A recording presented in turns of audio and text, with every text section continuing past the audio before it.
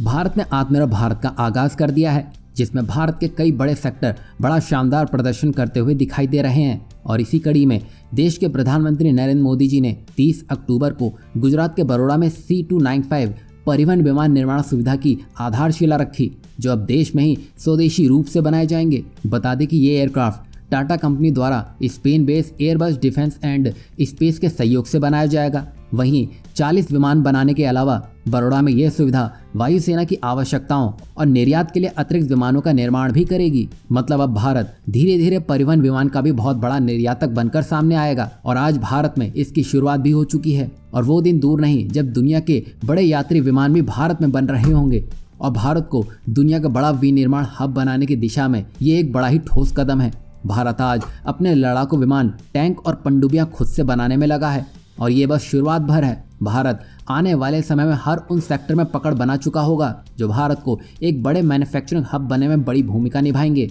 और आपकी जानकारी के लिए बता दें कि C295 परिवहन विमान ऐसा पहला विमान होगा जो किसी प्राइवेट कंपनी द्वारा पूरी तरह से भारत में ही निर्मित किया जाएगा। और ये पहली बार होगा जिसमें C295 परिवहन विमान यूरोप से बाहर किसी और देश में बन रहा होगा। वहीं इस विमान की खासियत की बात की जाए तो ये विमान सेना को लाने ले जाने, रसद पहुंचाने, पैराशूट और cargo dropping, medical evacuation, marine time patrolling के साथ ही साथ इसको सिविलियन पर्पस के लिए भी इस्तेमाल में लाया जा सकेगा।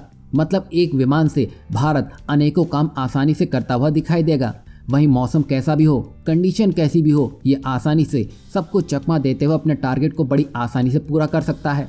और आपकी जानकारी के लिए बता दें कि ये एयरक्राफ्ट चैड, इराक और अफगानिस्तान के मिशनों में भी इस्तेमाल किया जा चुका है। साथ ही साथ ये सिर्फ जंग के मैदानों में ही नहीं बल्कि सोसाइटी के बेनिफिट्स के लिए भी इस्तेमाल में लाया जा सकता है। वहीं भारत में इस एयरक्राफ्ट के 96% पार्ट्स और कंपोनेंट स्वदेशी रूप से विकसित किए जाएंगे। यहाँ मैन्युफैक्चरिंग से लेकर टेस्टिंग, असेंबलिंग, क्वालिफिकेशन से लेकर मेंटेनेंस तक सारे काम भारत में ही होंगे। और इससे टाटा कंपनी को ही नहीं बल्कि माइक्रो, स्मॉल और मीडियम एंटरप्राइजेस को भी फायदा मिलेगा। खास बात तो यह है कि डिफेंस के क्षेत्र में भारत की निर्भरता दूसरे देशों पर खत्म होती हुई दिखाई देगी, जो भारत की ताकत में जबरदस्त इजाफा करता हुआ दिखाई देगा। और आने वाले कुछ समय में भारत दूसरे देशों को भी ये एयरक्राफ्ट एक्सपोर्ट करता हुआ दिखाई देगा।